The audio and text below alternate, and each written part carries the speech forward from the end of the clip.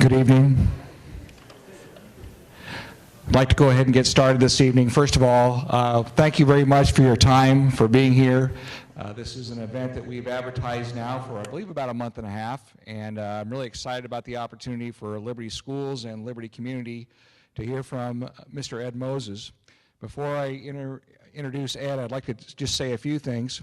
First of all, my name is Jim Hammond, and I'm the Director of Student Services with the school district. I've been with the school district now for 26 years. I've been in administration for 23 years, and most recently as a Director of Student Services, I'm also some of the faces that people don't necessarily want to see, and let me explain what that means.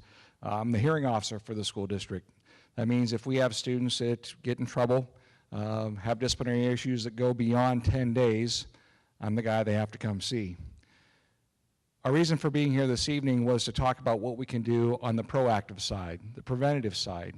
How can we be informed and how can we let Liberty Community know that the issues that exist in our community, as they exist in every community, are issues that we can address, that we as parents, as we as school personnel, being informed, can help make a difference in truly letting education focus on the raising of the whole child, making sure that they have a safe environment, and making sure we can focus on academics. That being said, and through the insight of a lot of our Board of Education, our patrons in our community who have spoken to us, and different listening posts that we have established as a school district, we created a committee, and the committee is known as the BEST Committee, Building and Encouraging a Safer Tomorrow.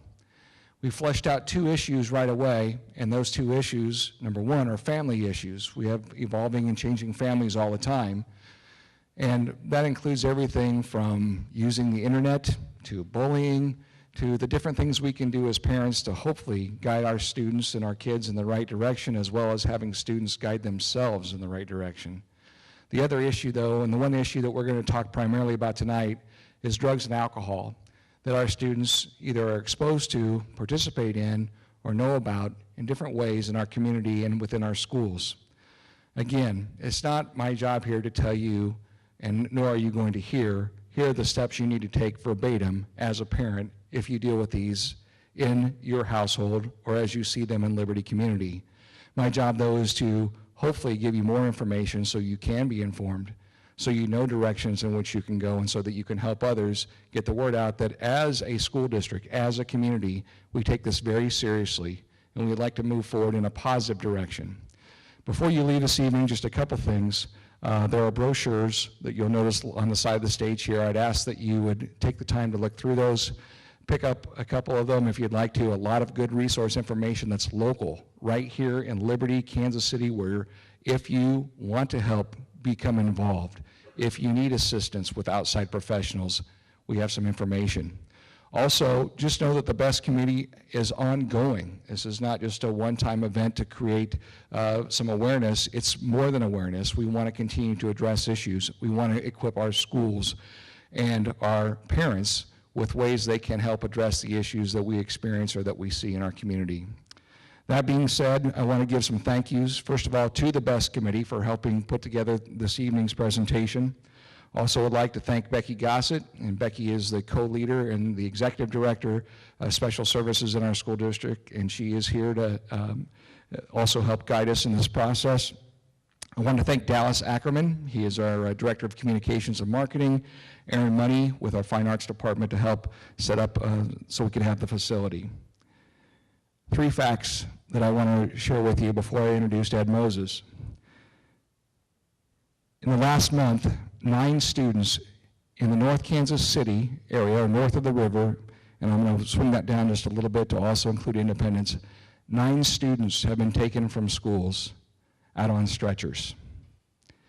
Many of them will never return to that school in the same condition they are right now. I'm not saying that to scare you, I'm giving you a fact. You need to know that Liberty, this very community, averages over the last 5 years 1 death of a student because of drug and or alcohol related issues. One, that it may not seem like a lot to you, but it's a lot to us, because I know we care about every student, and I want you to feel that way as well. Finally, I've been very busy over the last 2 weeks primarily. Why? we've had over 25 drug and or alcohol-related infractions within our school district. Again, not trying to scare you, I'm not trying to tell you something, I just want you to have the facts. This exists not just in Liberty, but other communities, but I want you to know it's real for us. Later, and after tonight, you're going to get surveys. You're going to help us find more information, and we ask that you participate. As you talk to your neighbors, your friends, we ask that you communicate some of these same things that I've shared with you tonight with them in ways they can get involved. Please continue to keep an eye on Quick News. Look at your child's Friday folders for those at the elementary level. Any way that you can stay in a communication loop with our district so that we can help address the issues that will make our schools as safe and as focused on academics as they can be, and that's being as knowledgeable as we can be in all areas on how our students are brought up in the community that we live in. That being said, it's a pleasure for me tonight to introduce Mr. Ed Moses.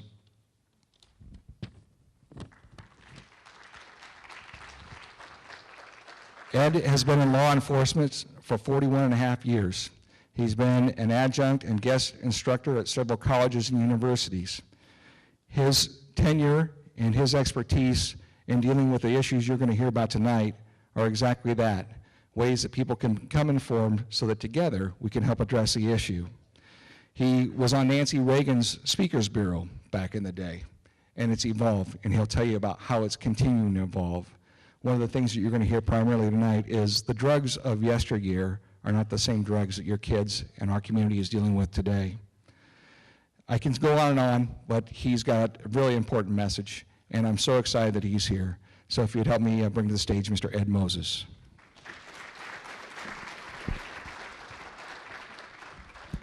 Thank you. Well, just so you know where we're going, I think that always helps absorbing information, is that I'm looking at this as trying to make it as easy and simple as possible to understand. And actually, the talk that I give you tonight is going to be the same information I give junior high students and medical doctors, nurses, people in the field, because it's that basic. That's why it's called Brain Drugs 101. And I want to do this to help you better understand. And the reason I'm here is because for 5 years I worked undercover. You know, you heard of us Smoky Bears. We wore the campaign hats, you know, and they still do. I retired, so I don't wear the uniform anymore. But when I went undercover, I had to have long hair and a full beard and go around the state working drug investigations, and they called me a hair bear because I had long hair and a beard, and I was a state trooper.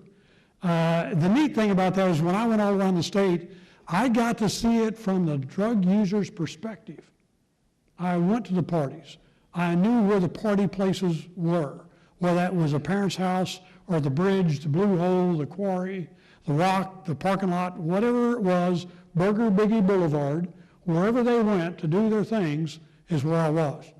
And after 5 years of that, the reason I decided to get into education was I met some of the most wonderful kids you'd ever want to meet undercover. I also met those same kids later in courtroom after they'd killed their best friend over a drug deal because they got paranoid. And it changed them. And so I knew that the children playing with drugs were seeing the honeymoon. They didn't see the consequences. They didn't see anything wrong with it. And the adults weren't connecting the problem with drinking and drugging. And so my belief is if we do it by KISS, keep it short and simple, and we educate to what the risks are, what the science facts are, and make parents aware, you're going to know best what to do. So this is not about me telling you what to do. It's about me getting you to think. Think any way you want. Just think. Because basically people are good people, and the brain was built to survive. And if you make the brain think, it tends to think in the way that's best for you. So I'm going to tell you a little bit about the brain and how it works. I'm going to tell you about the basic drugs and how they work, because if we come up with a new drug, it's still going to be the same basic process. That type drug is going to work this way in the brain, and you will understand it no matter what the new drug coming down the new trend is going to be. Then I'm going to get into specifics. And what I'm going to tell you might seem by some unbelievable, But the neat thing is today we have the internet, and you don't have to believe me. All you have to do is do some research.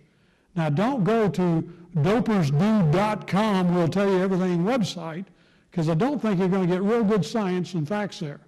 But if you go to the ONDCP, NIDA, the National Institute of Drug Abuse, DEA, research sites of universities and that, you're going to find some very well-documented information backing up what I'm going to show you. And that's the neat thing about teaching today. You don't have to believe anyone, just check it out yourself. But be sure you check it out from a good, reputable source. And just like the slide says with Abe Lincoln, careful what you read on the internet. Just because there's a picture and a fact there doesn't mean it's true. Here's one. Can you read this? I couldn't believe that I could actually understand what I was reading. And you can continue to read that. And if you'll notice, I love the last sentence which says, yeah, and I thought spelling was important. Well, the important thing about this slide to understand is the first and last letter are correct. The letters in between are messed around, and the way your brain works for survival, it has to relate unknown to what it knows. And so it takes what it knows and builds with the unknown to assume what's correct. And it will unscramble those letters for you, and you can read them. That's the phenomenon of the brain. And we barely starting to understand the brain. There's more we don't know about the brain than we do know. And what we've learned in the last decade is just amazing, what we're learning. And you're going to learn some of that tonight. I'm going to share that with you. Here's another way to look at the brain. And this is what I do with police officers or anyone that I work with that has to think very quickly under pressure. Because when we get in a high-pressure situation, we tend to make bad choices if we're not trained how to make good choices. Well, this is an exercise I use with law enforcement on teaching them how to make good choices. And I'll do it with you. I want you to take 5 seconds, look around the room, and memorize everything that you can that's the color red in 5 seconds. Go. 1, 2, 3, 4, 5. Close your eyes. Now, with your eyes closed, I want you to mentally count how many things can you now remember that's the color blue. Open your eyes, look what you missed. How many forgot you was wearing something blue? Did you forget about your blue headband? Yeah. That's also a phenomenon of the brain that it can be fooled. Have you ever looked at an incident being reported and you wondered, why would someone do that? Why would someone murder their own baby? Why would someone steal from their grandmother?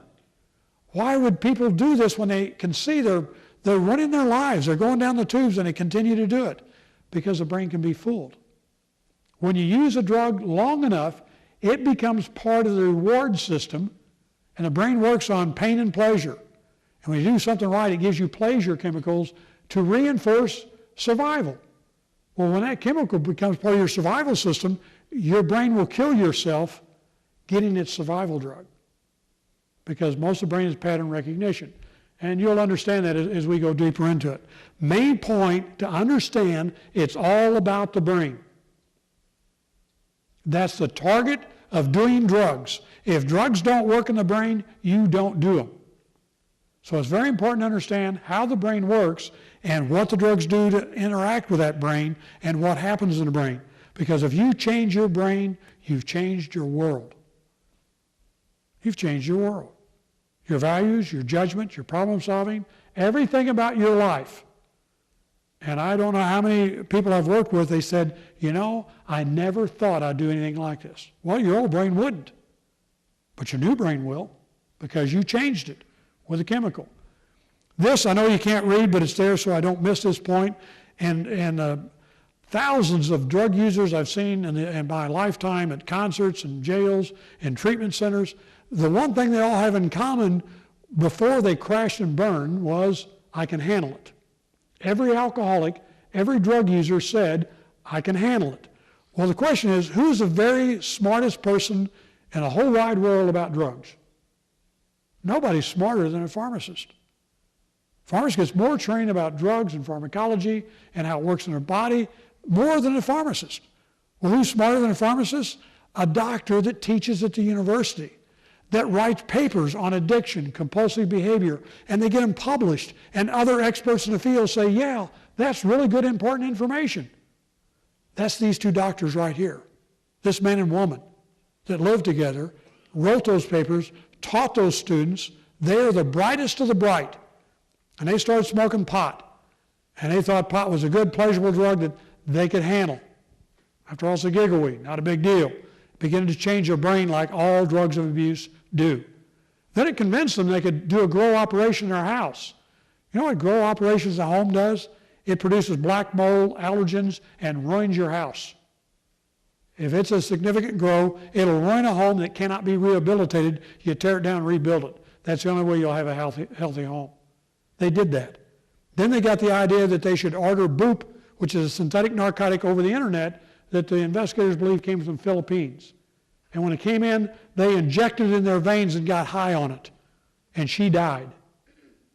For a pharmacist to do this over the internet and inject drugs in her veins or have a grow house in her home makes as much sense as a nutritionist going to the garbage dump for lunch. Why would these brilliant, bright people do that? They had their brain changed. When you change your brain, you change your world and your values. This part of the brain, the red part, that's the only part of the brain that thinks. All the rest of the brain goes by pattern recognition. And when it sees a pattern, it reacts to that pattern without thinking. Important to remember. And it's a very strong part. The weakest part of your brain is this frontal lobe. All the rest of the brain is stronger than the frontal lobe. And that's who we are. This is our behavior, our problem solving, how we pay attention, judgment, and inhibitions. Now, there's a lot of others there, but that's the ones that are really important to be aware of. And an inhibition isn't that guy that says, well, I can't dance till I've had a couple of beers. Well, if you notice, after 2 beers, still can't dance, just not embarrassed about it. And most people associate inhibition with that. Inhibition, is a better word, would be anxiety. It keeps us safe. If we went outside when this is over and it was icy out there, our anxiety level, our inhibition level would go up to keep us safe, to keep us sharp, to think. Well, that's the first thing that a lot of drugs impair, including alcohol, which makes us unsafe. But you change this part of the brain and you profoundly change who you are. And this part of the brain is ran by the rest of the brain. And this is a doctor I teach with, Dr. John Duncan. He is a professor down at Oklahoma University. He and I teach a course together around the country, about a week-long course. And what John has done is dissected the brain in half, bleached out. This bleached part is the limbic system. This is the part that our emotions are stored. And the reason I want you to know that is because every drug we abuse has a receptor, a specific area in the brain that it targets and reacts. That's why we can predict behavior with drugs, except for alcohol. Alcohol doesn't have an alcohol receptor. Abbreviation alcohol is ETOH. Doesn't have an ETOH receptor. It impairs the brain on the outside and to the end. Or a better way of saying that is the reverse order that we learn things. So the very last thing you've learned is the first thing you lose with alcohol.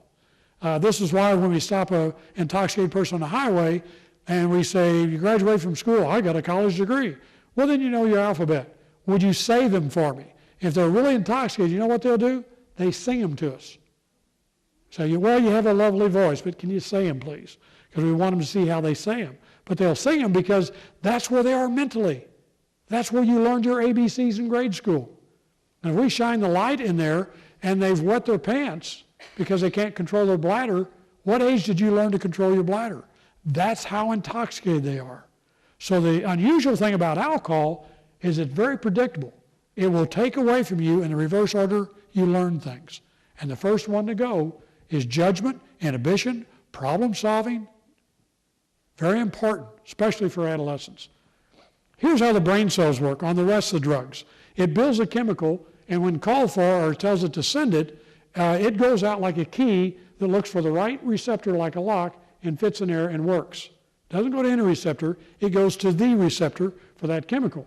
And when you abuse the drugs, and the cells don't touch, there's a little area there that they don't quite meet, and they talk to each other chemically.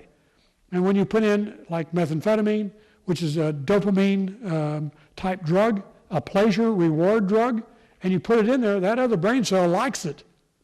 When people start to do drugs, they like it because they work. They reward the pleasure center. And that's why they say, hey, it's cool, it just makes you feel good. They haven't seen the consequences yet.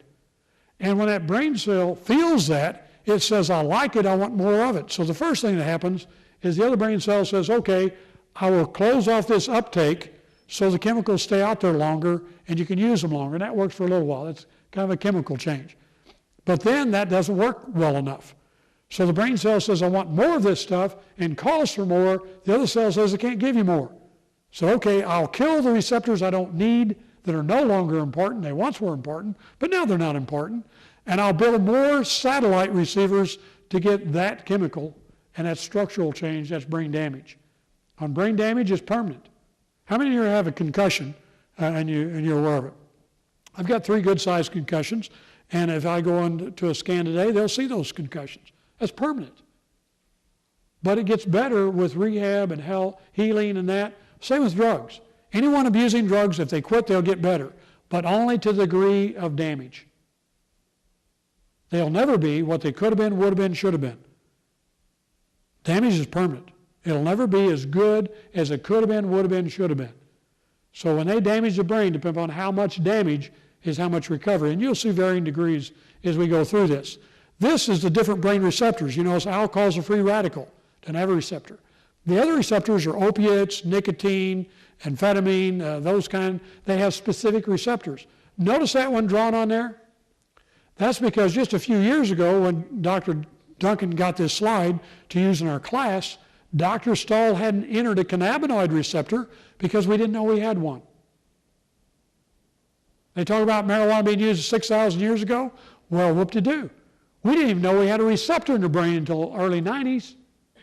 That's when we figured out that it had a receptor, a cannabinoid receptor, and the neurotransmitter anandamide made it work. We didn't know that. That's very recent discovery. And with that discovery, you'll see new brain slides with a cannabinoid receptor there. And now we know where it is in the brain and how it works, and we know what anandamide receptor chemical looks like, and we know what the THC chemical look like. They're similar, but it's very important to understand they're not exactly alike. That's big news in brain chemistry. If you give something a little different to the brain that's similar but different, it's going to impact the brain different. So a lot of the people want to legalize pot to say, oh, you've already got a chemical in your body. You've also got an alcohol chemical in your body without drinking alcohol. But it does make it okay to intoxicate yourself on alcohol, marijuana, or any other outside substance. It's a significant difference between the structure, so there's going to be a significant way it differs in the brain. This is a very, very important slide to understand drug abuse and the brain. Again, the brain was meant for pleasure and pain and reward to get it to do things, and it happens automatically. And that arrow in the normal limits, the top of that arrow is the best day of your life. That's the best reward your brain can give you. And it's not a high. I tell kids, if you don't think drugs are a big deal, I'll give you $1 million if you can sit there and get stoned without taking a drug. Sit there and get high, and I'll give you $1 million if you can psych up the brain to get high. Can't be done. You have to take something to pull it into this area level of euphoria for a trip. And once you take a chemical and put the brain at a level it wasn't built to go, you've got problems. You've got problems. Because the brain wasn't built to go there. And when you pull it up in this area, and the higher you pull it, or even at the low area, if you keep consistently going there, you eventually damage your brain. All drugs of abuse cause brain damage. Use it long enough, strong enough, and all drugs cause permanent brain damage, which will get better when you quit, but only to the degree of your damage. Then also when you come down, you go on dysphoria. If you go low enough in crashing, especially like methamphetamine or amphetamine, you're doing damage on the downside. And just an example of how that pain pleasure works on getting us to do things, my wife and I chose to have 6 children. And we planned for and hoped for and received 6 children. And we decided that we were going to nurse our babies. That was our choice. And then when we were out in public, if another baby cried, and why is that baby crying? Because the baby's hungry. So the brain produced chemicals to make it feel uncomfortable to call for food. Well, when that baby calls for food, my wife's brain heard that cry, even though it's not our baby. Our baby's asleep. Her milk came in, causing discomfort to motivate her to feed. And she couldn't sit there and think about it and say, hey, don't do this. Not my child. I don't care how strong you thought about it. The pattern recognition took over and said, no, I'm going to punish you until you feed your baby. That's the difference between pattern and thinking. And thinking's weaker than pattern. And remember that when we get to marijuana and a life-threatening situation. The pattern is stronger than the thinking. You can't think your way out of drugs. It won't work. And this is very important to understand, and that is a body cell normal is perfect. And if you understand medical use and abuse, you're going to have a pretty good grasp on drug abuse. I'm going to kill the slide just for a minute so that I can give this demonstration. In a brain cell or any body cell that's normal, you have a range of area that works. Pretty good day, not such a good day. And it still functions. But if in my state, because I have allergies, if the allergies really get revved up and pull me out of normality where I can't function, I take drugs to get to normal. That's called medicine. Or if you're epileptic or diabetic or any other thing that occurs and you become, your balance of chemistry in the brain is unbalanced, you bring in that chemical to balance the brain. And if you do it properly, according to treatment centers, less than 1% get addicted to properly prescribed, properly used drugs. Some people do, but a very small number get addicted if it's properly prescribed and used. However, if I'm in this area of normality and I want to go the opposite direction, I don't want to take drugs to go to normal, I want to take drugs to go away from normal. And if I want to get drunk or intoxicated on downers or alcohol, I'd go that way. If I want to get high on speed or amphetamine or cocaine, it would pull me this way. You can use it to get high. Girls in junior and senior high have a kind of a thing about putting on weight at that age and are self-conscious, so a lot of them will abuse diet pills. It doesn't matter why you use it.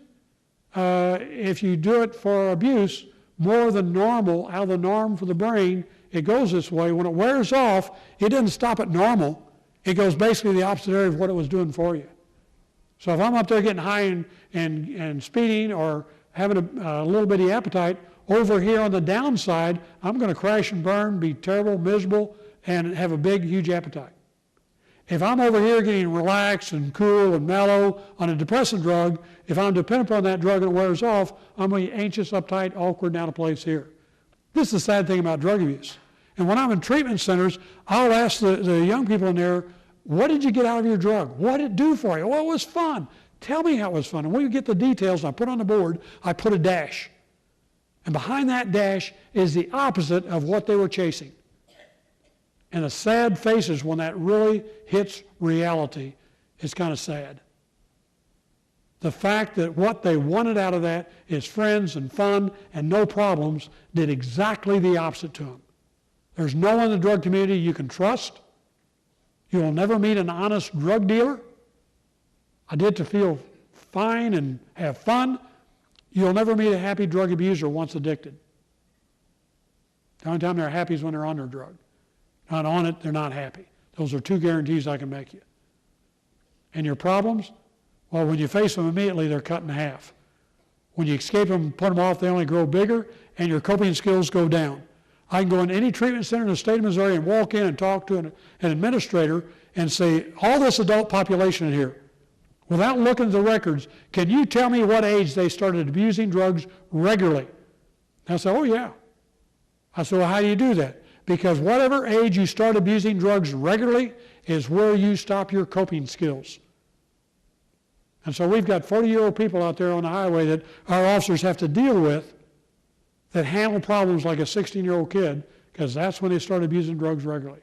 They didn't develop beyond that. If you don't believe, talk to treatment center people and ask them. They'll tell you firsthand that that's what they see. That process is called homeostasis. balancing of the body system. And that's what it tries to keep in check and balance when you use it. Here's one that's kind of interesting. It's a medical term. I'll try to help you pronounce it. This is a correct spelling. Here's phonetic pronunciation. Sphenopalatine ganglioneuralgia. How many know what that is? Okay, how many have eaten ice cream real quick and got brain freeze? That's what it is. Ice cream brain freeze. And you know what happens? You eat it quickly and the roof of your mouth gets cold and your brain believes you're freezing yourself to death, so it's going to give you pain to quit it. How many of you have ever heard of someone dying on ice cream overdose freezing? Never going to hear of it, are you? But your brain that doesn't think says, here's a lot of pain that you don't do this to me. It's not going to kill the brain, but the brain doesn't know that because it doesn't think. It only reacts to pattern. Remember how important it is. Another thing you need to understand is tolerance. No matter what drug you use, you begin to tolerate it. And oftentimes, when I'm asked to debate people about legalization of drugs, they'll say, well, you can't prove that marijuana is a gateway drug. Wrong way to phrase the question. The question is, name me a drug that is not a gateway drug. Every drug abused is a gateway drug. You have an increased risk of doing other drugs. Give you an example. Let's take your teenage child to an amusement park. And on a scale of 1 to 10, it was at a 5 fun level. Then you tell your child, hey, next week I'm going to take you to another park. Do you want to go to a fun level of 3 or a fun level of 7? Which one do you think the child's going to choose? They had a 5 this week. They're not going to choose a 3 next week, and they're not going to choose a 5 next week. They're going to choose a 7.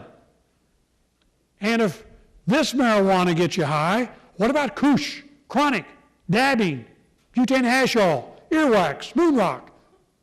Those are drugs you're going to hear about that you probably don't know a lot about, but you better, because they're coming at you like an avalanche. They're coming at you like an avalanche, and I'm going to show you where and how, and you can confirm this. You don't have to take my word. But the child's going to choose to get something stronger, more of it, or a different drug. Every drug of abuse is a gateway drug. There are no such thing as non-gateway drugs, including tobacco. Tobacco is a gateway drug. Alcohol is a gateway drug. Every drug is a gateway drug. And how you use it is critically important as well. But one that's overlooked as being a real good indicator of a severe problem is smoking. What happened to China Dynasty when they did opium smoking? It almost collapsed China Dynasty.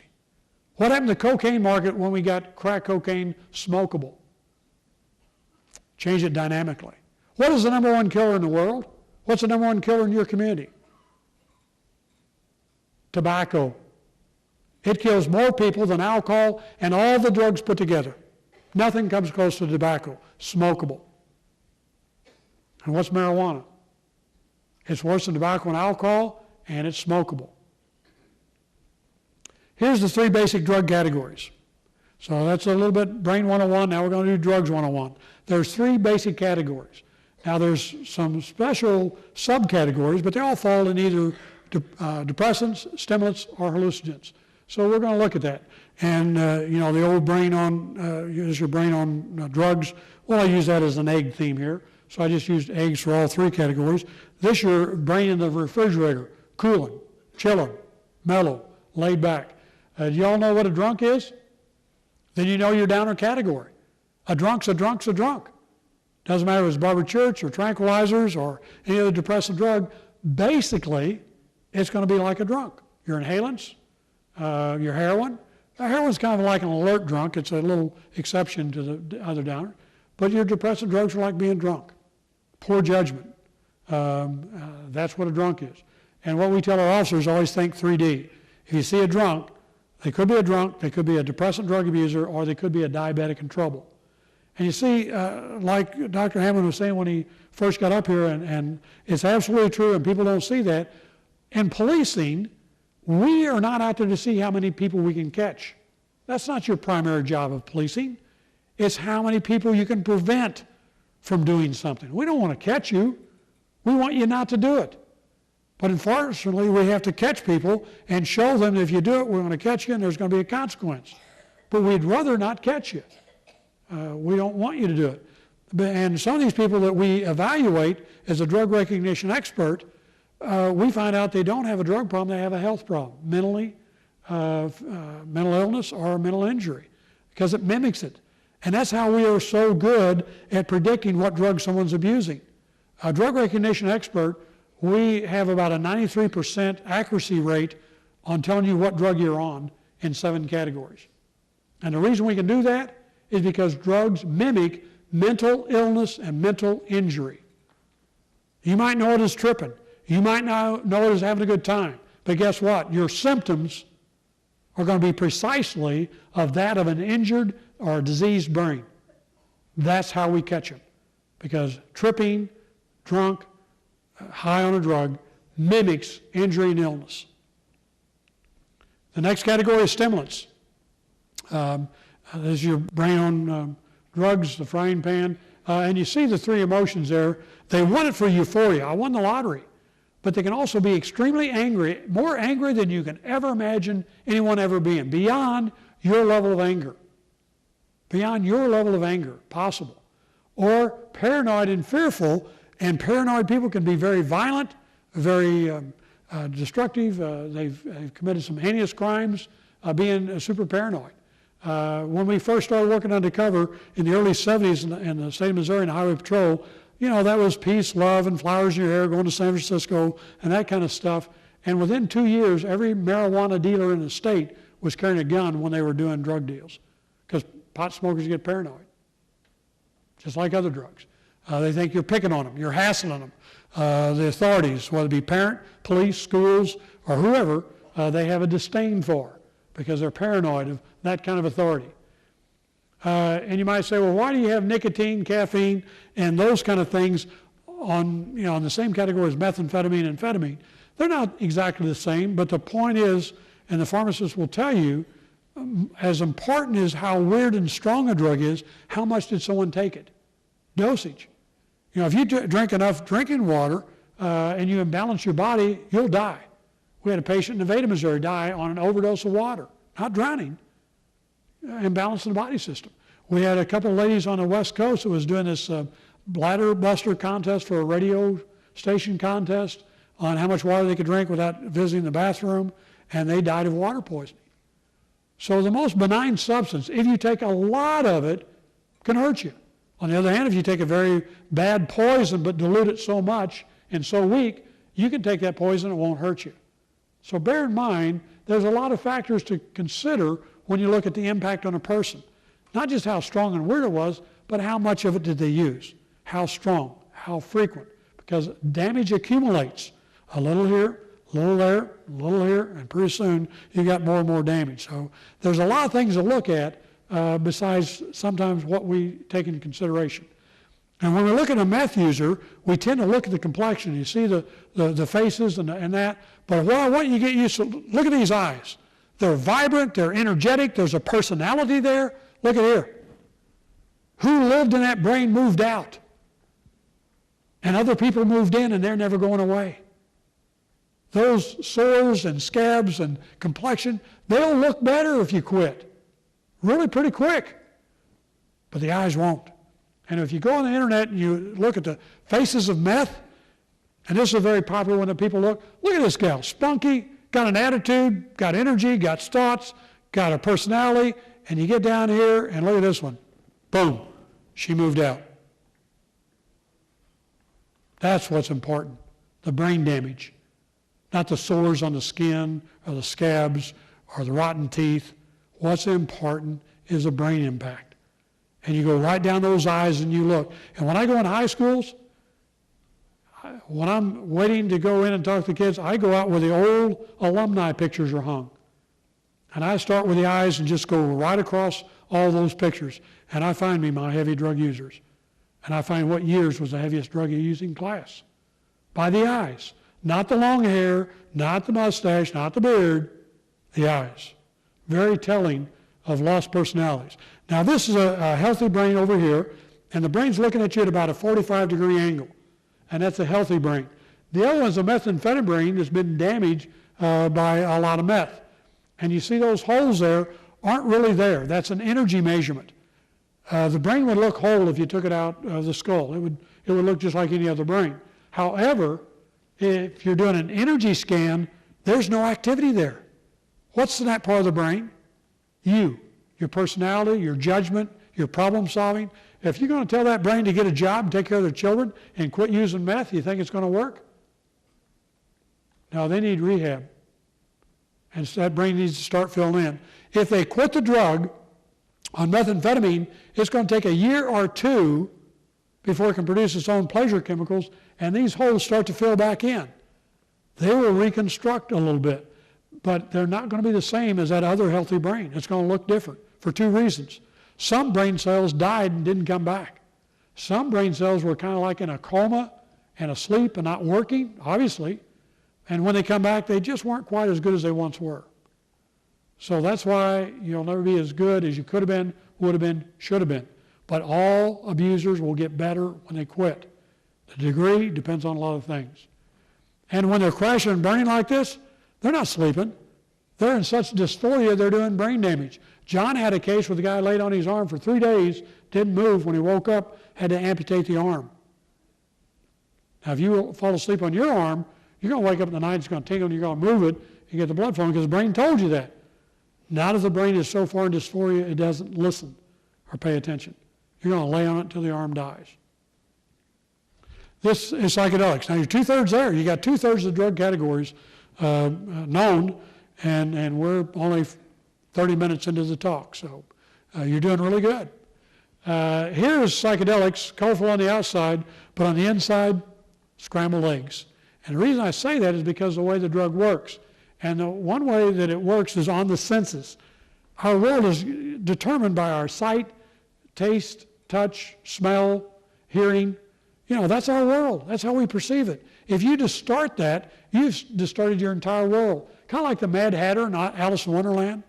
You know, the one talking in fragmentary thoughts, and there's a lot of weirdness in that movie because it had a lot of drug connotations in it. And that's what it was kind of referring to. And if it's strong enough, you're going to get possible synesthesia, which is so strong that instead of hearing my voice, you see it. As you look at different colors, you taste it. So your senses become transposed. And that's on a psychedelic. I'm going to show you how that works in a bit. Add to that and be aware the sense of time and also common sense, or what the lawyers in our state call stupefaction. I don't want to offend anybody by calling them stupid, so you're a case of stupefaction instead. Here's how psychedelics work.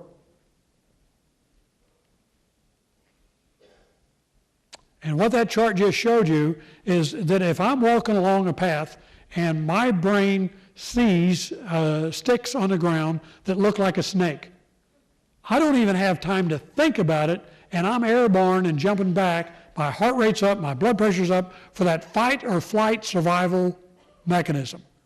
I didn't think about it. It just happened, and I can't keep it from happening any more than you can keep from hearing my voice. If I say concentrate and don't hear my voice, if you don't plug up your ears or make some kind of a barrier there, you're going to hear my voice. I don't care how hard you concentrate. That's pattern recognition. And when I saw that stick, my pattern recognition works faster than this front part of thinking. But it sends a message up there and goes up to the thinking part of the brain and said, Ed, focus, look at that. Nope, that's a stick, not a snake. It's okay. Heart rate comes down, blood pressure comes down. Slower, but more accurate. When you do drugs, you interfere with these pathways, and there are people that there is no threat whatever, and they're hyper alert. And you can see their eyes, and they're just like this. Because the brain has said, something's wrong, be aware, but it has no clue of why. And it can't calm itself down like I could by focusing on the stick. That's a healthy brain versus an impaired brain. And it can do damage. This is also basically how psychedelics work. Remember, everything either speed up or slow down the brain, gas or brake. Well, your thalamus filters everything that comes into your brain. And it filters out about 90 to 95% of what you're aware of. Because your brain doesn't want to deal with all that nonsense it doesn't have to worry about. So it only deals with about 5 to 10% of everything that your brain knows about, and that sets a priority. And it goes over here to the amygdala, which tells it what part of the brain to go to depending on what it is. Well, when you do psychedelics, it slows down the thalamus, and you get it all in there. And now your brain will hear your heartbeat or feel the blood in every part of your body, and will have all this extra information it didn't need, but the amygdala says, whoa, get out of here. I don't need all this stuff. And it sends it to places with no priority. So you might get it going to the wrong part of the brain, or if you've got a site, it's back here in the occipital lobe, it needs to talk to the temporal lobe where the language is to come up here to make sense in the front part, and comes out, oh, I know what I'm seeing here, because all that took play. Drugs interfere with that, and now I am seeing my own voice float around because it's overloaded, no priority. This is why they can look at lava lamps for hours. And I think lava lamps are cute and funny, nice, neat, but after a minute or two, I'm done. I'm ready to move on to something bigger. They're not. Wow, oh man, cool. Because they're overwhelmed by it, and they're focusing on little minority stuff that doesn't count much on priority. But that's how psychedelics work. This is into some specific drugs now. This is ecstasy, MDMA. It's a bonding love drug is what it's best known for. But if you'll notice, there's a significant problem with memory. Well, guess what? So is marijuana. Marijuana impacts the hippocampus where we store memory very profoundly. I'm going to show you that in a minute. If you do the two together, it exaggerates it. You can see also it changes behavior. This guy's all decked out. Do you think he would really wear that kind of stuff without some drug help? To be that obsessed by it? And here's one thing that just, some things, you think about and you say, whoa, I didn't think that way before. But you see the girl back here with the pacifier in her mouth, that's because you get bruxism, grinding into the teeth, or put a lollipop in there to keep from breaking her teeth or clenching. And she's wearing a shirt that says ecstasy. Think about this. If she's doing ecstasy, she's violating the law, so she's a criminal. Do you know any other criminal that advertises that they're a criminal? How many bank robbers have you seen walk around T-shirts with a mask and a gun on and a picture of a bank? How many car thieves have you seen around with a car and a Jimmy bar? Or a burglar with a mask and burglar tools? No other criminal advertises that they're breaking the law except drug users. And they're so obsessed and bonded and in love with their drug, they do all kinds of things with tattooing or 420 all over the place, or 13, the 13th letter of the alphabet, all these symbols and things that relate to their drug. And they can't resist doing an advertisement on their drug. Here's one that I'm told you do have, and it's Molly. Molly used to be a black amphetamine stimulant, but it's no more. Now Molly is synthetic ecstasy. At a certain level, it's a stimulant. At another level, it's a depressant. Who knows? Molly's causing some really bad problems, and you have it in your community. Have it in most communities. And it's a phenomenon that really got big in the last 3 years. So it's a growing problem. We have salvia. Salvia is like ketamine. Ketamine is like PCP, a dissociative drug, very powerful drug, very bizarre drug. And we have salvia smokers. Now, in Missouri, it's illegal, but it's only illegal in 24 states. So your children can send on an internet or go to a state that's got it legal and buy it all day long with no consequences. So it's not uniformly illegal. It's a mint leaf from Mexico. Also, in that PCP category of dissociative anesthetics is a really bad drug called DXM, dextromethorphan. And that is in a cough syrup, and it's the same kind of chemicals like PCP. And the sad part is it's not illegal. And your children are going to the stores, and DEA says it's in over 100 over-the-counter products. And they're drinking this in large volumes, and they're getting, in first plateau, they're getting mildly inebriated. This is right off the DEA website. Second plateau, they're already having mild hallucinations. And then at the fourth level, they're getting dissociative behavior. I look down here, and I see this gentleman with glasses, and I'm thinking, why am I wearing glasses? I don't normally wear glasses, because I can't tell that he is him and me's me. And you might see me go like this once in a while, because now I can't tell if my thoughts are thoughts or voices. And your brain works 100% all day long, 24/7. And you always got thoughts going in there. How would you like to have a friend or a married partner that never shuts up? Ever? Would it drive you crazy? Yeah. Well, so does it when you have thoughts in your head and you can't turn them off. You put aluminum foil on top of your head. You put it inside your ball cap. You put it on your windows in your house, trying to keep the voices and the rays out. That's just dissociative anesthetics. Another bad thing with this, they've got to drink a little bit of a volume of this to get to tripping. Well, what they don't realize, that in a lot of these products, they also have acetaminophen, Tylenol. How many are aware of the Tylenol liver problem? It doesn't take much of an overdose and you die. And they don't even aware that they're loading their body up on an overdose of Tylenol and this stuff. And it can cause death. We had one young lady in St. Louis University that broke up with a boyfriend, took a handful, and I'm saying a small handful, not very many at all, above the maximum dosage, and swallowed them. Next morning, she wasn't feeling bad, but she went to the hospital and said, I did something very foolish. I took several tablets of Tylenol because I broke up with my boyfriend, and I was silly, but I thought I'd come in and get checked to make sure nothing's wrong. They checked her, evaluated what she took, where she was, called her parents out of state, said, get here today because she might not be alive tomorrow. And it's going to be a painful, not a very pleasant death. And it happened. Because if it's too late in there, there's nothing they can do to save you. And no one's telling them this. The party animals that want you to party and be wild and weird, they don't tell you this. They don't care. They focus on one thing only, and that's a red part. If you drown in a sea of blue, that's your problem. They don't warn you about obvious big dangers. Some of the overdose signs and symptoms, deep coma lasting up to 12 hours, seizures, convulsions, respiratory, bizarre, violent, and self-destructive behavior. That's what it's known for. It's over the counter, and kids are abusing them in big numbers. Heroin, I want to mention that because in the St. Louis County area, DEA is telling me that heroin there is 90% plus or minus. When I was undercover, if I bought 6 to 8% heroin undercover, that was a good strong dose of heroin. We're having children die weekly in the St. Louis area on heroin. And if they don't get the heroin, they go to pharmaceuticals. I'm told you have a pharmaceutical problem here. Well, then you're probably going to have a heroin problem because they go hand in hand. When you have one, you have the other one. And right now, according to a report I just read, haven't had time to follow it up and get the details on it, but they're saying that as many people are killed on pharmaceuticals, more people are killed on pharmaceuticals than heroin and cocaine put together.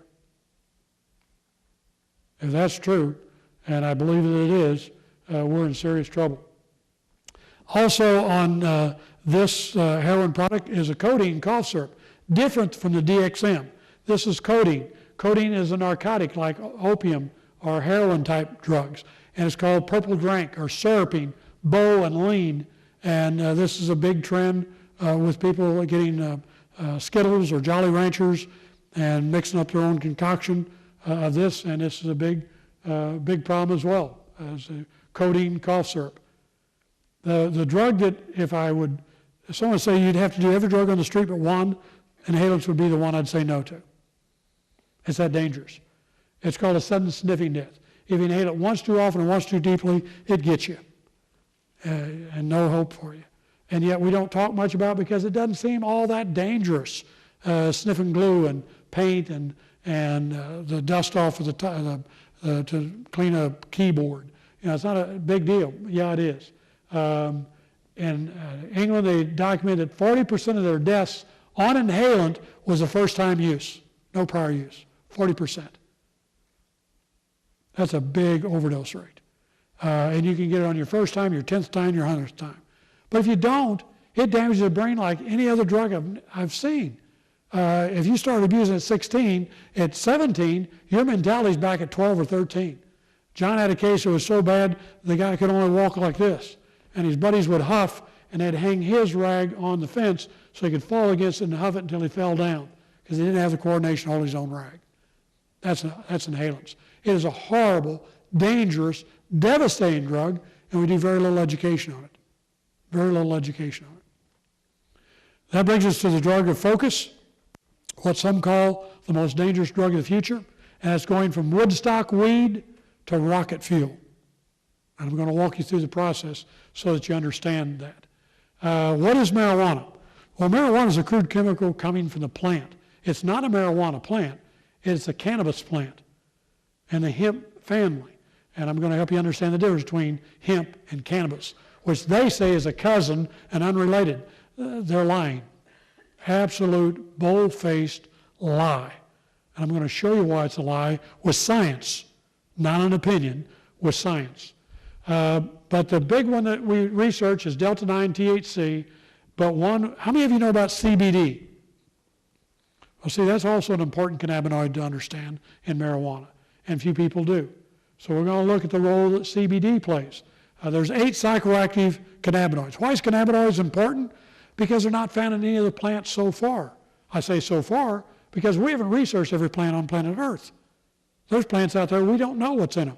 But so far, the only place we found cannabinoids is in the cannabis plant. Only place. And so they're important for good and for bad.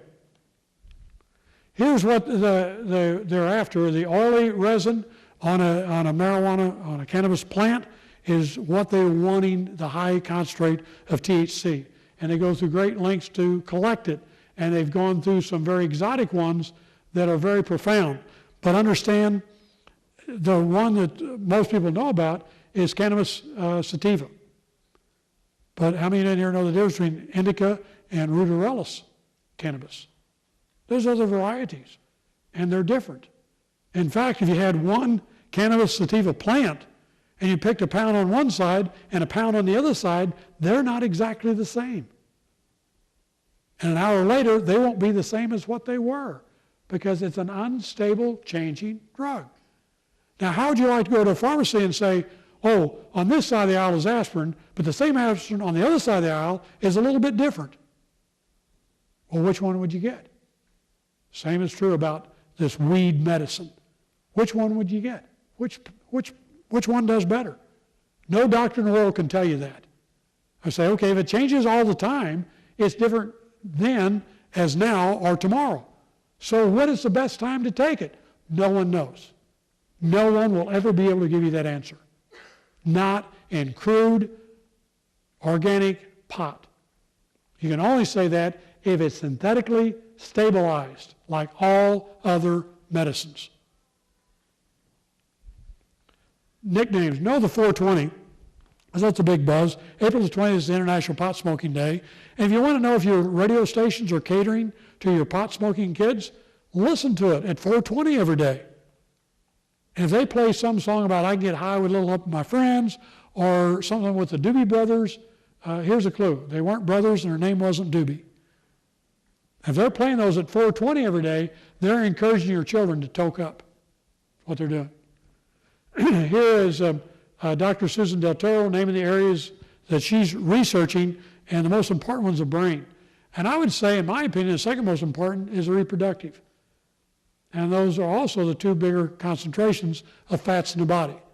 If someone calls you a fathead, that's a compliment. It means you have lots of lipids or fats in your brain. And that's good, but marijuana goes to that like a magnet.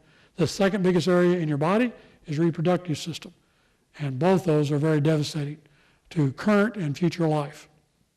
That, by the way, is a hemp bracelet, and you unscrew it and it becomes a hash pipe. The reason I have this on here is because you need to know there's a significant difference between adolescent and adulthood. And everyone used to think that adulthood was 21. But the insurance company knew years ago, decades ago, that maturity was 25. That's why your insurance took a nosedive. Now science and brain scans caught up with it and said you're correct. The mature brain is actually age 24 to 25. And if you abuse under that age, the more profound the impact. The younger the organ, the quicker and more severe the damage. We now know that if you get a concussion in high school, it's a lot different than on the pro football field. When I was in sports, the coach held up 3 or 4 fingers and said, count them. If you could, you went back in the game. Today, you send that kid back, and we know from science that concussion can lead to that death of that child. If that concussion in adolescent brain gets aggravated, it can be fatal. Different than an adult brain. There's a huge difference. But children have interpreted that they're invulnerable. that they're above us old people. Because they can't be hurt, they're too young. The opposite's true. I could abuse much more than they could, and it would affect me less than if they abused less of what I'm abusing, because they're an adolescent. That's very important to understand. Here's the marijuana brain. They went in there and they knew that the CB1, CB2 receptors are what the cannabinoids go to. And so they purple coated them so you know where they are. What area of the brain is this? Isn't that our thinking part of the brain and our judgment? Nobody gets smarter smoking pot. You don't get smarter getting stoned. Doesn't add to your intelligence. And you go back across the brain, and right here in the top center, that's called the parietal lobe. That's what gave Einstein his genius. His was bigger than other people's. Those receptors there in your parietal lobe tells your child they're not going to be a genius because the receptors are there. You come on back, and back here in the back part of the brain, in the lower back, is your cerebellum. Your cerebellum helps hand and eye coordination. That's why we're testing you on the walk and turn, touch your nose, and all that stuff. That's hand and eye coordination, divided attention. Look at all the purple receptors there. And what NHTSA, the National Highway Traffic Safety Study, said in their study they published, was a little alcohol, a little pot equals severe impairment. That's their terminology, not mine. A little pot, little alcohol, severe impairment. And that's one of the two most favorite drugs for the street to mix is pot and alcohol. Then you come on up and you see it in the limbic system. They love it. They get attached to it. They get tattoos about it. And also the hippocampus. Now the hippocampus does lots of things, but I'm going to talk about three. One of them, it gives you the sense of a newness. You know, when you see something for the first time, you go, oh, wow. Well, on pot, if you're stoned, everything seems new each time you see it. That's why they like lava lamps. And, oh, wow. Or the kid in Warrensburg I was buying drugs in there, and he looked at a pan of boiling water, and he said, wow, never seen it like that before. Well, yeah, they did. But the marijuana made it seem like they'd never seen it like that before. But they had. Another thing that it does is it stores memory. And according to Dr. John Duncan, if a young person gets stoned at least twice a week, and that's a good high, they get a good stone, in 2 years they'll lose 50% of their ability to store memory. Ask pot smokers on trying to study and read something and retain the information. Very difficult because it interferes with this part of the brain. Third thing it does is its time compression. I didn't have time to show you this. I have it, but we only have so much time to get everything in. And so go on a search window and look up pot cop dead. And you're going to find a Dearborn, Michigan Heights police officer that took some marijuana home, had his wife cook it up in brownies, and when they consumed it, it compressed time, and therefore he thought time stopped. If time stops, you're dead. So he called 911, no, it's recorded, it's going to ruin his career, and he tells the dispatcher, I've just eaten some marijuana brownies, my wife and I, and we think we're dying, send an ambulance. And she keeps talking, taking information, and he says, will you hurry, we're dead. Now, if that officer was sitting here, I'd say, you've been a police officer 12 years, seen dead people? Oh, yeah. Ever see a dead person talk? No. Can dead people talk? No. You're talking to me, I know, but I'm dead. You see, the pattern recognition of the hippocampus is stronger than the thinking. Do you know what violent, bizarre, panic-driven behavior a person will go through when they think they're dying? And it's marijuana. And it's marijuana. And that's not even the new stuff I'm going to talk about. And you see this area here? That's your pleasure reward center. So let me ask you a question. You think marijuana is addicting? Doesn't matter what we think. The brain knows it is. That's its pleasure reward system, and look how rich the receptors. Marijuana is very addicting. Here's a brain scan to back up what I've been telling you. Here's a healthy brain, unimpaired. Here's an impaired marijuana brain. Look at the difference of energy level and the images the brain is processing. It's not making you smarter. You can't be smarter with less of an active brain. You can't make better decisions with a less active brain. Here's another type scan, and this is a healthy brain. This is a young man that smoked 4 times a week for 2 years. Look at the holes. Well, it's not methamphetamine. Well, you know what? A hole is a hole. A non-functioning part of the brain is a non-functioning part of the brain, whether it's caused by meth or by pot. It doesn't work. That's not a picture. That's a real-time scan of a damaged marijuana brain. Here's a longitudinal study. I could have done a lot of these, but this one is a more recent one, a 2012 study. There was a lot of people over a long period of time. And they studied them and found that if you use pot regularly up until age 20 and you quit, even though you quit at age 20, by middle age, you can lose up to 8 IQ points. They say that will take you from the middle range of intelligence to the lower range. That's a significant number.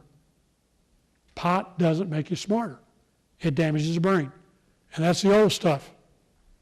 And you need 100% of your brain all the time, so the left and right hemisphere has to talk to each other. Well, in talking to each other, they go through an area called the corpus callosum, and that's this area right here. This is a healthy brain, and you see how much energy is going between the regions of the brain, and look how much less on a daily pot smoker. Less information, less to process, less intelligence, you're not getting smarter. Here's dropping out of school, which we're all concerned with, and if you notice on marijuana, cigarettes, alcohol, and other drugs, the one that has the biggest contrast is pot. And I go into a high school and the kids will say, well, we got honor roll kids that smoke pot. I said, well, what percent compared to C students? Well, yeah, there's a bigger percent of C students. I said, well, what about your dropouts? Oh, well, all of them do that. I said, my business, we call that a clue. If all the dropouts are doing pot, that's a big clue. It doesn't make you make better choices. I have some fun with this. I wish I had more time with it, and I do with the kids. And you know the Jeff Foxworthy, you might be a redneck if. Well, I do. You might have had help to be that stupid if you were in a lineup and the lineup sergeant says, number 1, step forward and say, lady, give me your purse and I won't hurt you. And number 4 steps up and says, I didn't say that. You might have had help to be that stupid. And there's a lot of other, and these are real cases. One that went in and filled out a full application for employment, handed it to the bank president for distraction, pulled the guns, robbed the bank, and left. And they left that farm behind. It was well planned, right? They forgot to lie on the farm. Real name, real Social Security, real date of birth. You had to have help to be that stupid.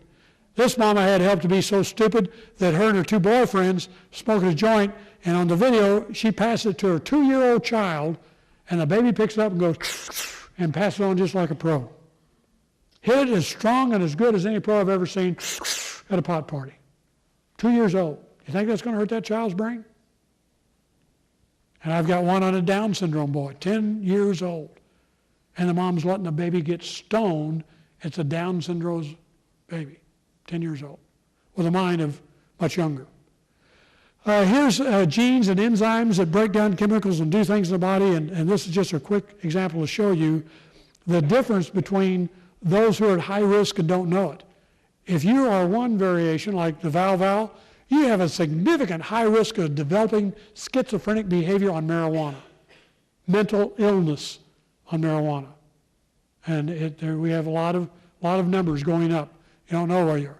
Depression, we loved our children, but we called the teen years puberty pits because, you know, they get up one morning and if they had a bad hair day, you would have thought someone raided the town and killed the villagers. You know, if they had a pimple on their forehead, they had to be called in sick. There's no way they could face their friends with a pimple. You know, marijuana exaggerates that. Marijuana exaggerates suicide, depression, coping. Now, the best way to gauge a drug problem is your last 30 days by percent. In the last 30 days on this survey, 55% about smoke pot. Now, add in pot and other drugs, you got about 75% of our drug problem is marijuana. Yeah, all those other synthetics and heroin and cocaine, they're all problems. Inhalants is horrible. But if you want to see the most used drug, it's marijuana. And more people use it, more problem. It's not always how wild and weird, it's how many people do it. But now we've got wild, weird marijuana. 2. Here's a chart that kind of shows the same thing, but it kind of helps you understand what I'm talking about. This is plotting the THC level of marijuana, because all Woodstock marijuana was under 1% THC. None of it was over 1% THC. When I was working the road undercover in the 70s, it was 1 to 5% at the most. And then in 2000, it hit the 5% THC. 5% THC, could you probably get these 5 people right here stoned. Pass a joint and 5 of them would be good and stoned, good high. But you take out the CBD, we're going to have these 2 and maybe these 2. And get all of them stoned. That's the difference between 5% old pot and 5% new pot. And in 2,000 years from now, 5% pot's going to be very strong. I don't care what they do to it, it's always going to be very strong. And you can get high on 1%. And our national average last year is 13.7% THC. That's the average. And that's very powerful. This chart says the same thing. It shows you in 1989, 80% of the marijuana was under 5%. In 2006, 60% is over 5%. We've reversed the norm. The norm was weak pot. Now the norm is strong pot and getting stronger. Now they have new ways. Not only do we have a lot of people doing it, we've got e-smoke and vapor smoke, vaping to get in there, and now we've got the new stuff, the extract. This is glycerin tincture of marijuana. This case was a guy in Cape Girardeau that put 3 or 4 drops of this under his tongue, and he was psychotic insane. Aggressive, psychotic, insane. And this is the extraction method. 3 to 4 drops of this stuff, marijuana. Here is moon rock with a butane extraction, a little different than hash oil extraction. This is 85% THC. 85% THC. And this is infused butter. That's earwax, honey hash, Butter, that's up to 95% THC. That is as the hardest psychotic drug you would want to ever take. That's what we got out there today. That's what we got out there today. And 5% is really strong. And our average is almost 3 times that. And this is infused candy with a high level of THC, St. Louis County case. And now they're infusing edible medibles for a high degree. If you want to see how bad this is, put in butane hash oil explosions on your search window. And you're going to see that a division of FEMA has put out warnings about the number of people getting killed and burned and injured on blow-ups on making butane hash oil. And High Times will show you how to make it, or make it into dabbing, or into what they call shatter, a high-grade THC. And this is so bad that the pro-legalization people are begging these folks, take it off the internet. If the general public finds out how strong and bad this stuff is, we'll never get another marijuana law passed. That's their words on their blogs, because they know that you don't know about this stuff yet. And they know if you found out how bad it really was, there's no way we'd tolerate it. This is all being legalized. Here's what it says with this new dabbing and everything, and this shows you a chart that since this, and this was 6 years ago. That's not today, it's worse today. 6, 8 years ago, they documented with this new pharma stuff, we're getting more paranoia, anxiety and panic, hallucinations, erratic mood swings, and very much aggressive behavior. Don't you believe for a minute marijuana is a peaceful, harmless drug. It's aggressive. There are people high on marijuana that's killed other people, well documented, and killed several people high on marijuana, and only marijuana. And I'm being taped and recorded. So if I'm lying, you got good proof here. You got good evidence that I'm lying to you. And I know what I'm telling you, that marijuana is not like you thought it was. It's a new drug, and it's not a good drug. And it wasn't good when it was there. And they say, okay, on the admissions to treatment, this is alcohol, heroin, cocaine, meth. You know what this one is? Marijuana. Not because marijuana is more addictive than heroin, it's not. But more people use it, so we're getting more addicted people. That's why. And this bottom 2 shows you what changes in marijuana is we all like fun and excitement, right? But we have inhibitions. If I'm going to skydive, it's not going to be the Bubba Brothers fly now, pay later. You know, it's going to be A1 safety, high-grade tech, professional skydivers. If I'm going to whitewater rapid, it's not going to be with the, what was that, Deliverance guys? No. I'm going to do it safely so I can do it again. But when you abuse marijuana and the excitement gets more important than the inhibition or anxiety, you're in trouble. The legalization takes on penalties too harsh, my right to use, products, religion. These are all the themes. These are the people paying for it. If you want to know who's behind our legalization, get a book called Soros on Soros, S-O-R-E-S. George Soros is supposedly the 30th richest man in the world. He's a 20 billionaire of personal wealth, and he's funding a lot of this along with his buddies, John Sperling, the founder of University of Phoenix, Peter Lewis, Progressive Auto Insurance, George Zimmerman, the founder of Men's Wearhealth Closure, and other rich people that want to legalize drugs. And in Soros's book, he'll tell you why he wants to do this, and he's paying for it in the millions and millions and millions of dollars.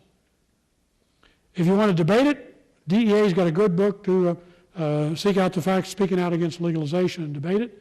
Normal, they just want to make it normal. So everybody is comfortable doing it, like drinking and smoking cigarettes. And that's their goal. By putting on shows like Weeds, a mom supporting her family that find lovable, or we're over-punishing them. Here's the drug offenses in the penitentiary, here's all the other. But they make it want to say it's the opposite. It's not true. Here's what they're claiming is loading up the penitentiary. First time marijuana possession, no prior record. However, they were caught with quantities that were trafficker levels. Nobody's in a penitentiary for minor possession of marijuana, and that alone.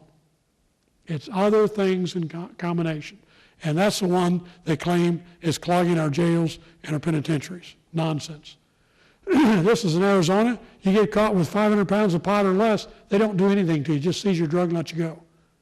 90% of the possession is 500 or less. So they prosecute 10%, and that's over 500 pounds. In the mid-'80s, DEA didn't arrest you in the Florida Keys unless it was more than 5 tons. Doesn't sound like it's being over-abused to me and prosecuted. Here's the impairment of driving a car and marijuana. Very devastating to driving. Here's the areas of the brain that the marijuana receptors are in that cause the impaired driving in the car. And this bus driver got caught 4 times. Last time he got caught with positive test of marijuana, he had just killed 22 people in a bus. And they'll say marijuana never killed anybody. And that is absolutely not true. Center of Disease Control will show you it's a significant killer of people. Not overdosability, no more than LSD. But in behavior and choices and decisions, it kills lots of people. Here's out in Washington where they've legalized it and they have Alcohol Awareness Month in April. And the pro-legalization people said, we agree, don't drink, smoke pot, it's safer. I've got banners I didn't have time to add to my slides from Maine that you've got adult middle-aged people who look like they've never done drugs in their life saying, why do I smoke pot? Because I drive safer when I smoke pot. Why do I smoke pot? Because I don't have the hangover like I do with alcohol. Why do I smoke pot? Because it's not hard as my body like alcohol is. It's safer and healthier. They've got massive campaign ads going in Maine, and you're going to see those come to Missouri. You're going to see them come to every state that they want to legalize it in. They just started. By the way, this is the Fonz. I thought kind of clever. Notice what's on the couch he's sitting on? He's selling insurance, by the way. I thought it was kind of clever, the leaves on the couch, didn't you? Yeah. This is a study of taking, and this is kind of complex, so kind of stay with me, but it's so important. I thought about not using it, but it's an important one I want you to kind of get. Marinol is a medical dose. Here's medical. Here's tripping. We don't ever get here. If you're up here, you're not medical, you're tripping. If you're down here, you're not tripping, you're medical. And here's coma and here's death. So this is tripping, this is medical. 1 dose of Marinol tablet orally will produce 2 to 5 nanograms in your body. On a heavy pot smoker, that 1 medicated dose is equal to a 0.05 BAC of alcohol. 10% of our population are legally drunk by 0.05. If you're an occasional pot smoker, that same 2 to 5 nanograms puts you at an 0.08 intoxication level. That's medical. Here's high. And we have a difficult time on our field test detecting that impairment, but labs can and define it to the level. And a very important thing to understand is in the high-intensity drug traffic area in Colorado, they've been studying what the impact is on marijuana in their state for the last 6 years, 7 years. And they've been passing laws 10 years ago to get this day of legalization. So it's been changing attitude for the last 10, 12 years. And what they found from 2006 to 11, we had a 16% reduction in overall DWI fatalities. People killed driving while intoxicated, except for marijuana. It's a 114% increase of marijuana fatalities. And they'll say pot didn't kill anybody. It has. This woman's high with a child in the back seat. Sometimes they give the keys to the kid and let the kid drive. What Washington, Colorado has done violates United Nations laws, the federal law, and 3 international treaties. It's illegal. I have a copy of a letter that the last 9 DEA directors, Republican and Democrat, wrote Eric Holder and said, "What's wrong with you? You are violating all kinds of laws and common sense." And they pleaded with him to enforce the federal law in Colorado and Denver before Colorado and Washington before it's too late. That's 9 out of 9 from different viewpoints. But they see the fallacy of doing this. In Netherlands, where they've had the coffee shops, if it's above 15% THC, it's a felony crime punishable by going to prison, because they've had a long look at THC and marijuana and the problems. And if it's over 15% as of a year ago, it's a hard drug crime, they call it. These are drugs that have legalized hemp. The big capital ones are also in medicine. Can't tell the difference in the plant. You have to analyze each plant. Hemp is no better than any other product that's out there. Other products are cheaper and better than hemp. It's inferior and more costly. So why do it? They want to legalize it. And I've been doing this study for a long time. And back in '82, I was sending marijuana to Oxford, Mississippi to analyze to see what we were dealing with. This top one, Exhibit 18, was a hemp plant. The only one that was a hemp plant because it had high CBD and no Delta-9. The next 2 is a marijuana high plant because it has 2.5 and 1 1/3 THC and no CBD. This one, it has a lot more than this one on Delta-9, 2 and 3, but it has a 1.5 and 4.5 CBD, so it's neither. So therefore, I've proved to you, if you want to grow hemp, you have to have high CBD and no Delta-9. Why do the legalizers want some Delta-9 THC? Because they want to get high. It's not about the hemp, it's about the drug. If it was about the hemp, there'd be no Delta-9. If you want to get high, it's reversed, like the last one down there. There was 10.62 Delta-9 and very little CBD. That was worth $4,000 a pound in 1982, and was one of the 5 strongest samples ever tested. Now it's below average. That's how far we've come in a few short years. This, for the last 3 years in DRE evaluations, we've noticed marijuana smokers, their eyes are beginning to move or arc or do funny things. They never did that before. So we were determined to find out why. That's a sample that I got last March of someone whose eyes were moving on marijuana, used no other drug, sent to the lab, and they said it has no CBD and almost 16% Delta-9. That's not even half as strong as the strongest plant we have in our state. That's only half as strong as the strongest plant our state has access to. That isn't even going to dabbing and extracts. They put it in candy, gummy bears, cookies, Pop-Tarts, peanut butter. They infuse it high level to get it normalized and kids to use it. This is the medical stuff. And again, the capital ones are also the hemp ones. Did you know we had doctors back when recommending medical tobacco? Did you know during Prohibition that you can get medical alcohol, a pint of whiskey? No big thing that they said, well, let's legalize marijuana. The same thing we did tobacco and alcohol. Make them believe it's a medicine. This little girl, no examination, no notification of parents, high school kid, $200, and you got a permit to get pot. From these kind of people, Koosh doctors, 420 doctors. Does that look like a really professional person that cares? And you know where the pot comes from? Well, this is Washington State Police. This is the marijuana headed to the medical dispensaries. These tanks are a very highly poisoned, toxic spray they put on the plant to kill bugs and fungus. So they have a high yield, high profit. That residue is going to those plants and the medical places. They don't care what you smoke. It's all about the dope. And it's all about the money. That's all it's about, not compassion medicine. This, in Oregon, the prosecuting attorneys and sheriffs got together and in 2010 documented that we had 20,000 private grows, but 93 cartel grows. Everyone thinks the cartel on the Mexican border. No, they control the growing in Oregon, Washington, California. That's who's growing our pot, and that's who your children are supporting and funding the 10,000 plus deaths a year. That's what pot's funding. It's called narco-terrorism.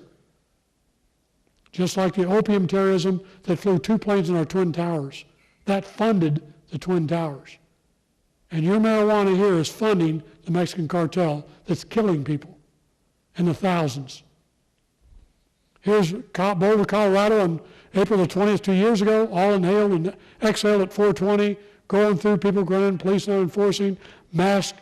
But what we don't show people in Brazil, that has one of the highest murder rates in the world, that 40% of their children, teenage children, on the ages between 15 and 19, are killed by assassination, 40%, because they didn't do the drug thing right. That's what drugs support. This guy's on an airplane, comes out of the bathroom after opening all the drawers and screaming and hollering with his clothes down around his ankles and attacks the flight crew, but doesn't want to be prosecuted because he just ate too many medical marijuana cookies. It was an accident. Here's a gal that was overdosing at an ecstasy concert, and friends were going to get help, and they said, oh no, give her medical marijuana. So instead of seeking help, they gave her pot, she died. She didn't die from the pot, she died from the lack of treatment. This is a no-brainer. How many drugs do we smoke? Is there anything in the world we can set a fire to, suck in your lungs and not be harmful? No. Why is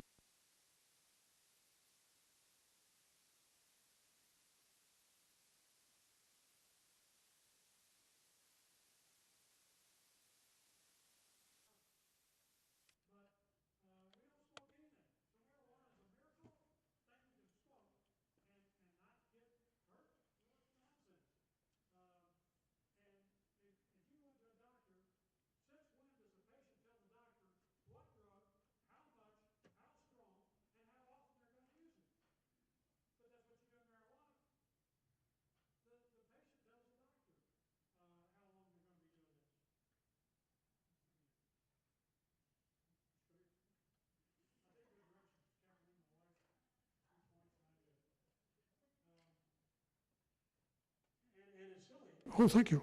Oh, that was quick. John's quick. Thank you, John. And it's crude farm. You know, we get penicillin from moldy bread. We get aspirin from tree bark. We get a hormone from horse urine. We get medicine botulism. But you don't do the crude drug. Why is marijuana suddenly the first one? And if we're going to vote on science, I want to vote on gravity. Let's don't have it. Let's float around Mother Earth. What a fun trip that would be. But you think tomorrow we'd have gravity? Yeah, we would. And tomorrow marijuana is going to be a weed that's not a medicine and can't be a medicine because it can't meet medical protocol. But it is going to be the thing they use to legalize. These are people that oppose it, and National Eye Institute said, hey, not only don't do it, if you relieve that inner eye pressure, if you don't smoke it every hour, the pressure returns. With the pressure returning, you can damage your eye. They don't tell them that. They don't tell a diabetic, stay away from something that's going to cause you the munchies because of sugar imbalance. That's dangerous for a diabetic. They don't tell an AIDS patient dying, don't smoke it because it compromises your immune system. They don't care. This is why they use it, self-reported. Oh, I've got non-specific pain. Funny thing about that, that's 80% of young white men. And conventional medicine, it's older women that are the most pain-using drug.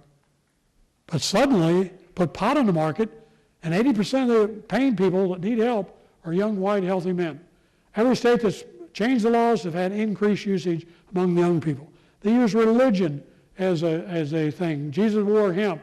Well, this religion on the Hawaiian Islands had almost $5 million worth of the religious drug. You know of any church that has $5 million worth of wine or host in their church? It's a clue. It's a clue. It's worse than tobacco, the biggest killer. Higher in tar, 4 times more cancer-causing, hotter irritant, everything about it. Number one killer of our teens is alcohol. Number one of our adults is tobacco. And here's a good slide to show you that the Center for Disease Control say 17,000 direct deaths on drugs, 100 on alcohol, 400 on tobacco. But the people that sell them, the legalizers claim only 6,000 deaths, alcohol people claim only 50,000, and the CEOs of the tobacco industry said 300,000. You know the funny thing? Doesn't matter who you believe, it's the same proportion. It's the same proportion of deaths. The two that we've legalized kill 500,000 a year. The hundreds that are illegal kills less than 50,000. That doesn't mean if we bring it legal, we're not going to change the death rate, because we are. They say, okay, let's treat it like alcohol. This over $2.5 million in cost does not include alcohol violence, only DWI and liquor laws. All the marijuana enforcement was almost $850,000 in cost. Really?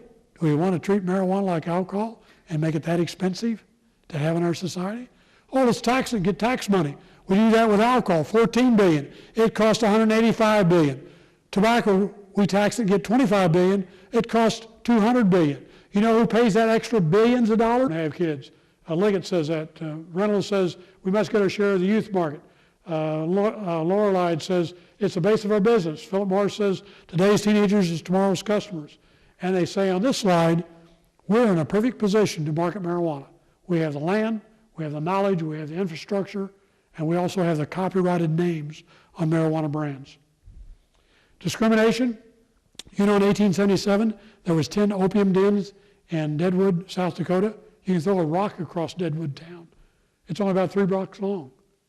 We didn't enforce the law until it went from the minorities to the majority. Yes, we discriminate on drug laws, but not discriminate against the minorities with the laws, but with the lack of laws. That's where we discriminated.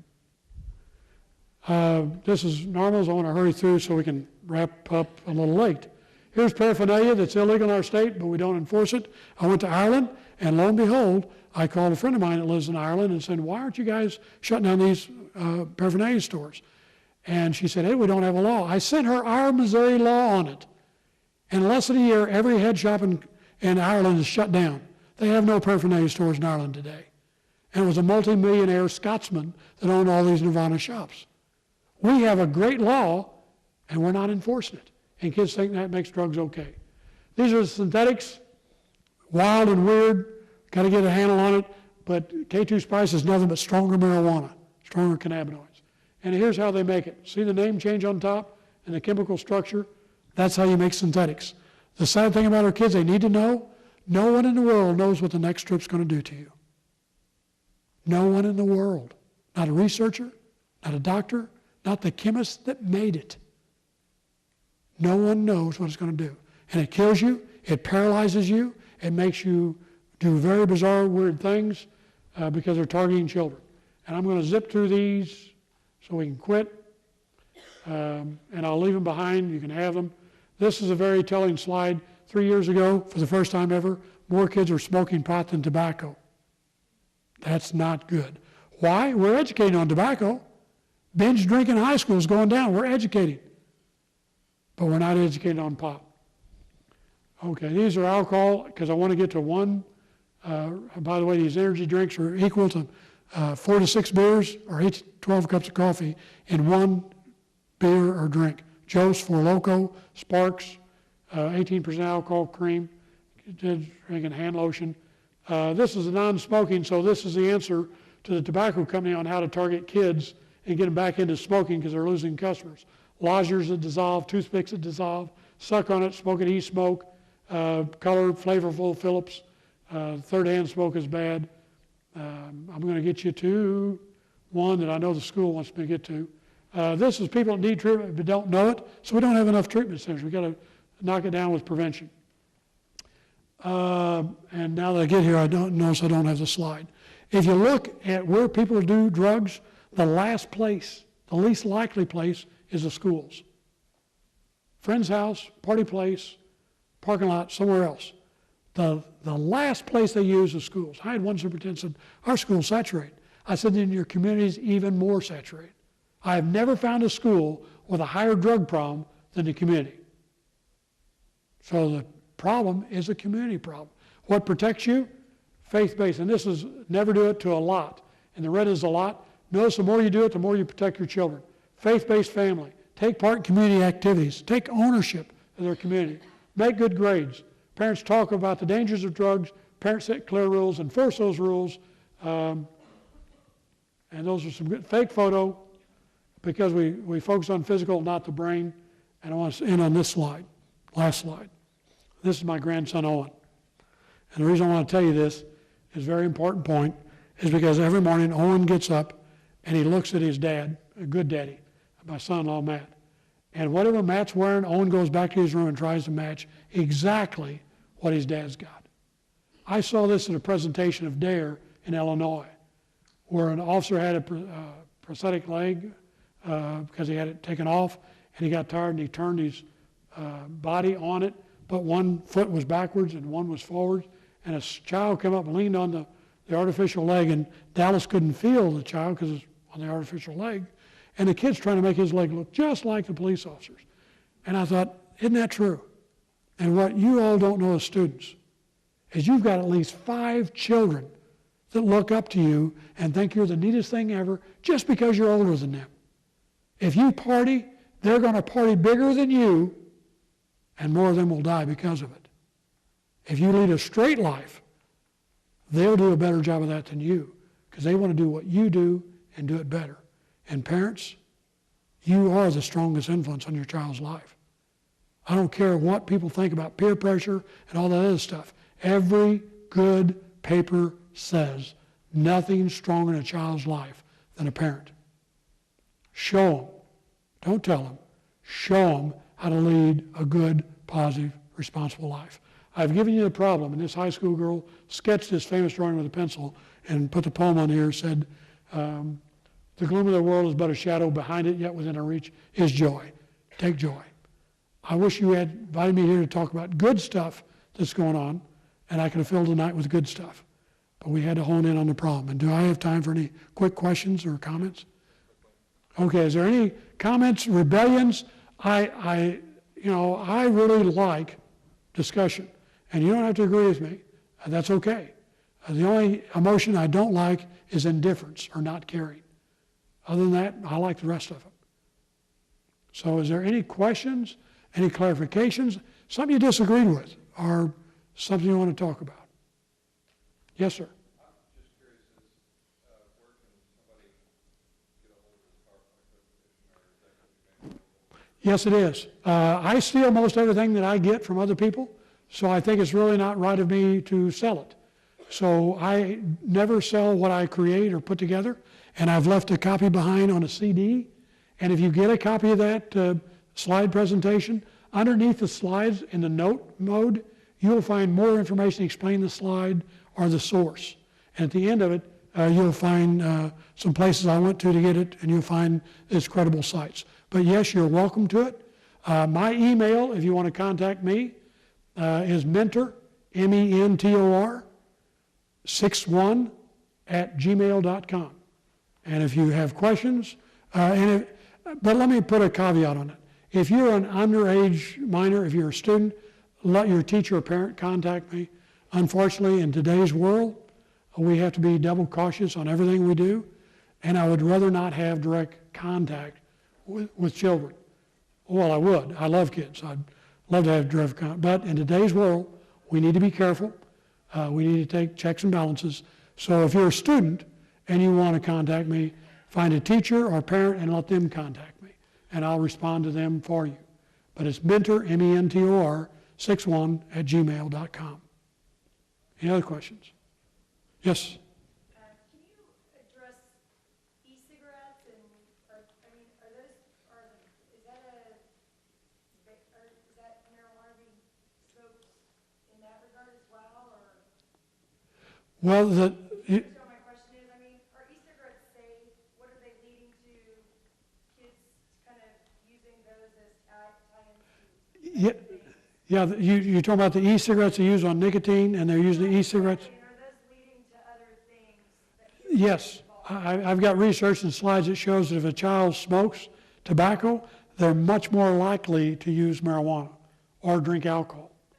You take any one of those drugs and do a study on it, and you'll find no matter what one drug they're using, it increases the odds they're going to use another drug. Because I think kids seem to think the e-cigarette thing is safe or Well, that's true. I had a police officer come to one of the classes I was teaching and say, I quit smoking, I do these now. And I said, partner, you are smoking.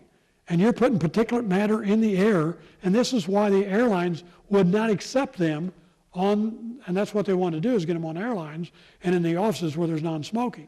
And the health people looked at that and said, no, you're not. It's an air mist, it's vaporized, but it puts airborne toxins in the air. And there's some reporting that some believe it's going to be more addicting than the smoking. Now, the point is we haven't done a lot of research on them yet. But everything that I've looked at and people are looking at and studying it and questioning, it's not going to be good. It's not going to be healthier for you. It's just another way of delivering an addictive substance. And nicotine is as addictive in the same realm as opiates, narcotics, heroin. Nicotine is very addicting. And that children who are exposed to smoking, in 1 to 3 exposures, they say can be hooked on tobacco. Old thinking was 6 months to a year, you'll get hooked. It could be 1 or 3 exposures you get hooked. And it's the number 1 killer in our society. So it is a bad drug in itself, and it's a bad drug to encourage other drug use. Anybody else? What are you seeing other communities do to try to be a little bit more proactive? We've talked a lot tonight about legalization versus not legalization, how you get addicted, but what are you seeing? Because I know we're a community that wants to be proactive, wants to make sure we are addressing the issue, but what are you seeing as some of the trends out there for communities? It's an old saying. I don't know who really said it. They said it was a Confucius saying. I don't know where it came from. But it says germs can't stand sunlight. So all you got to do is drag it out in the open and talk about it. I don't care what your opinion is, drag it out and talk about it. And who I see doing that and doing it well in education is the Northland Coalition. I work with Vicki Ward with Northland Coalition that does a lot of the education and awareness. I just came from Ray County, and they've got a great group going there. They're very innovative. They've done some things locally that later, much later, become national trends on a positive thing to do.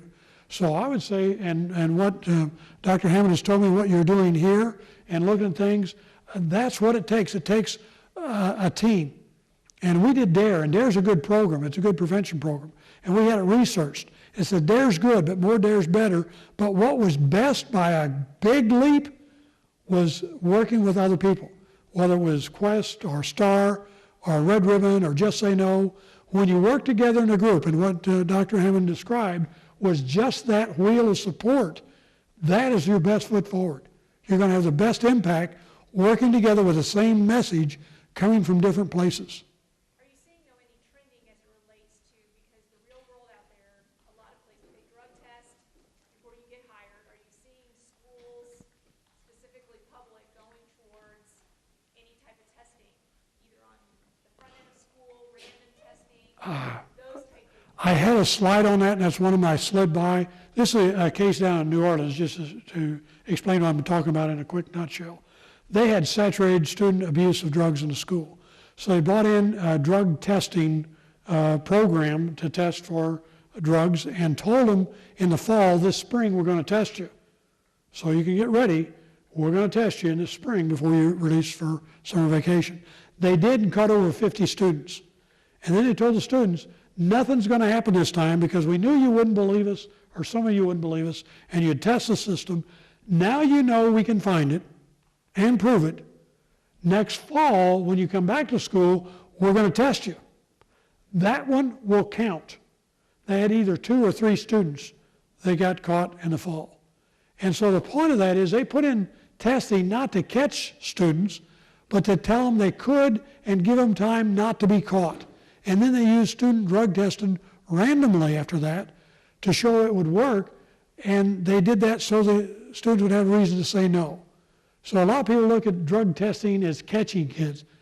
And if you do it right, you're going to want the students, the parents, the school want to do this because it's not about catching them, it's about deterring them. And it works well. And I have a CD I can give you free about the legality of it, selling it to a community, getting it in place.